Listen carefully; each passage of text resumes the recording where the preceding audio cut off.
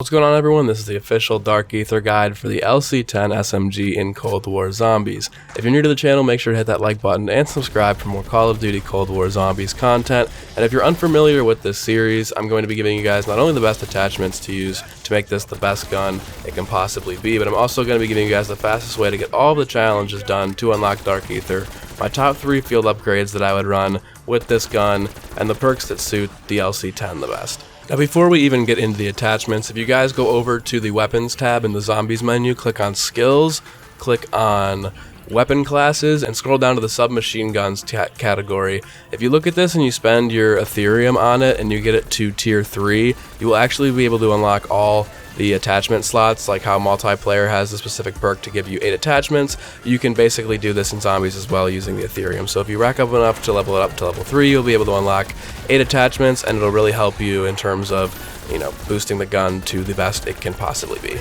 So for the attachments, guys, the optic for me is optional. I don't run it. If you'd like to run a red dot sight, go right ahead. It really won't affect the gun in any way, shape, or form, but personally I think the gun looks better without it. For the muzzle, I would go with the SOCOM Eliminator. This will give you an increased equipment drop rate and a plus 17% vertical recoil control boost. The big thing here, obviously the recoil honestly really isn't even that bad with the gun as a base weapon, but I really do like the increased equipment drop rate just because it'll give you more stim shots if you're trying to run around and survive, or C4 or any sort of equipment in the game. It just gives you a better shot of getting it and a better shot at getting it at a lower round. So if you want armor on round 2, run this attachment. As for the barrel, I run the 13.9mm Task Force. This will give you a plus 7% bonus in damage, a plus 50% boost in effective damage range, and a plus 75% boost in bullet velocity.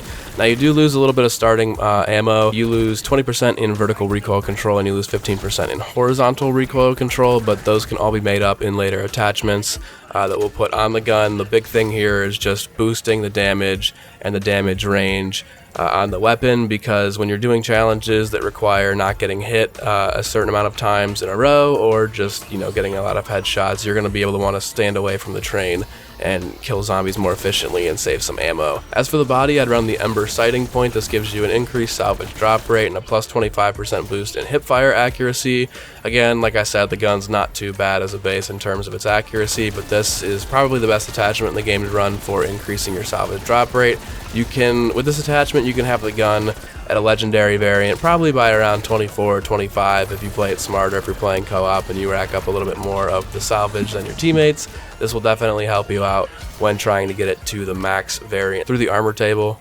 For the underbarrel, I'd run the SFOD Speed Grip. This gives you a plus 10% sprinting move speed and plus 15% recoil control. Again, this is just kind of making up for some of the stuff that we lost in other attachments in terms of its accuracy and recoil. For the magazine, I would run the Salvo 52 round fast mag. This is by far the best magazine in the game. It not only gives you the most ammo out of all the magazines, but it gives you a faster reload time as well. This kind of does take away from your ADS time, but like I said, while we're running other attachments later on in the video, we'll be able to boost that ADS time back up. For the handle, again, like I just said, this is where we boost the ADS up. It's a plus 30% in the ADS time, a plus 90% in flinch resistance, and you'll also be able to aim while going prone. Now, the aim while going prone doesn't really matter at all, but like I said, this is where we kind of boost our ADS time and the speed of the gun back up. And for the last attachment, the stock, I would run the Raider stock. This gives you a plus 30% sprint to fire time and a plus 10% in aim walking movement speed. Now, you do lose a little bit more of the hip fire accuracy, but like I said, that's why we had attachments earlier in the video. Obviously, when you get perks in the game like Speed Cola, Stamina Up,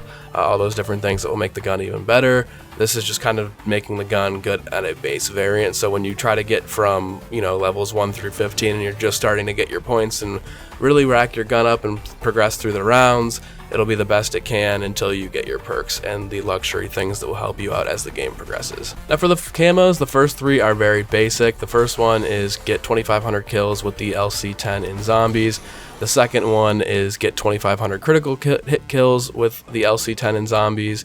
And the third one is get 2,500 kills with the LC10 when it's pack-a-punched in zombies. These ones don't really require any sort of thought to it. Just make sure you're getting headshots. Don't just be spamming the gun aimlessly. The other 2 are incredibly basic. It's just playing the game, honestly.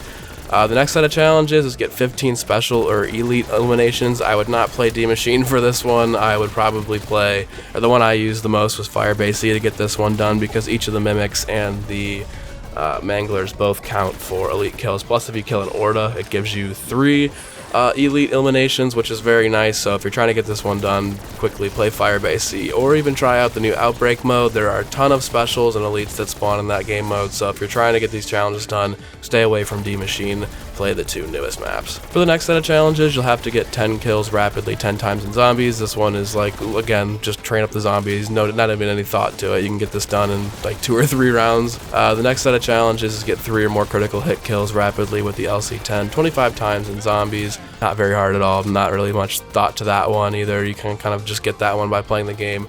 And this one is probably the one that requires the most thought. This is get 20 or more consecutive kills with the LC10 without getting hit 10 times in zombies.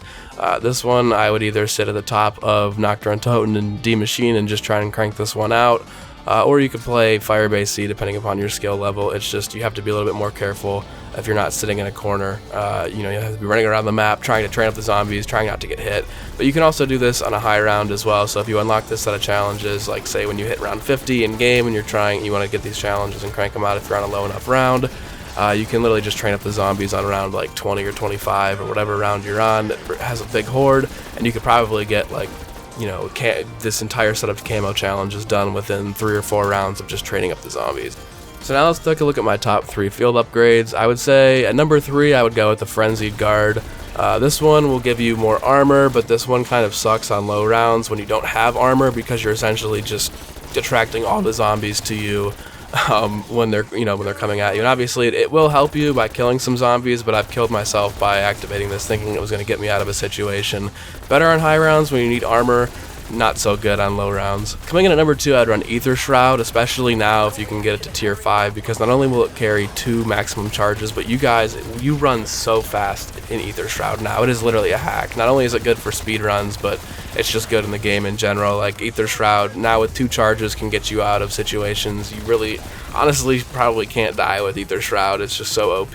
But this is number 2 because it really doesn't, the first 2 really don't affect the gun in any sort of way. So the number 1 I would run when trying to at least level the gun up and do the challenges would be Ring of Fire, especially now with the 2 extra tiers that were added.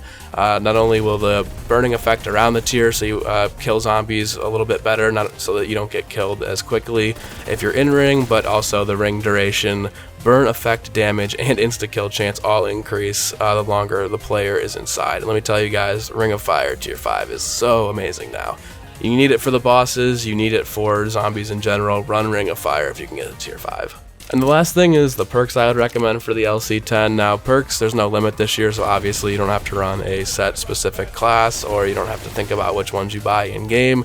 I would just buy these ones from first to last. If you're a better tier player, skip Jug until you can get a few of the perks that will boost your guns, like Deadshot Daiquiri, or Stamina Up will help you to survive a little bit longer as well. Get the perks that will kind of help you a little bit more, because with the armor system this year, you really don't need Jug until you have to face either the first boss on D Machine, or if you can get past that guy, you could probably go until about round 20 without Jug if you've got first or second tier armor.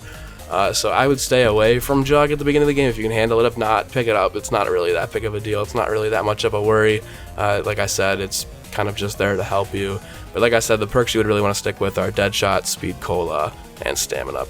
Alright guys, and that is it for the LC10. I hope you enjoyed the video. If you did, be sure to leave a like and subscribe if you are new to the channel. If you made it this far, in the link below I have my Twitter page, so if you guys want to follow me there too, you can. If not, no big deal. So hope you enjoyed. See you in the next video.